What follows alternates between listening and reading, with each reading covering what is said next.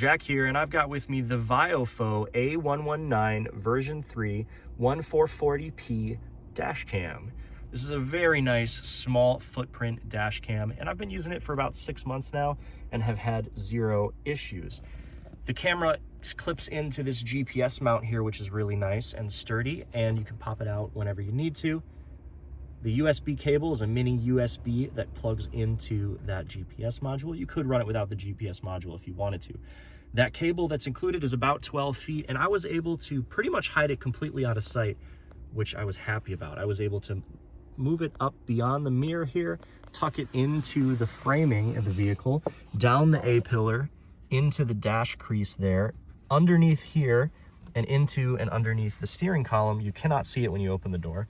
All the way across the steering column, down along the floor in the center here, and then up through here to this power adapter. It is running on your typical 5-volt DC plug, so no issues there. Quality, clarity, very happy with it. No issues with the files. You can hear the microphone in the cab very well, and you can hear noise outside as long as it's loud enough, like honking or anything like that. You do want to use the specific SD card meant for these kind of cameras, the faster speed ones, so make sure you get a high quality SD card.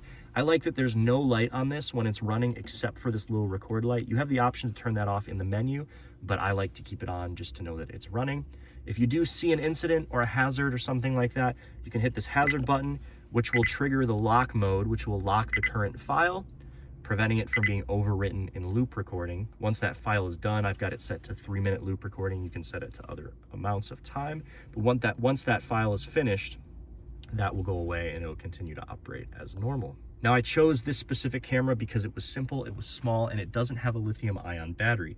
Now, some of the dash cams with the lithium-ion batteries, people are having issues with them overheating after a while, and that essentially ruining the battery life. This model is a super capacitor type camera, which means you don't have to worry about overheating. Now, once the power goes off, or if you're in a bad crash that shuts off the car, you're gonna lose the recording, but it will record up until that point. So for most people, I don't think that's a problem. I'd prefer the longevity of the camera over that, but I'm happy with it. So hopefully this video helped inform your purchase decision.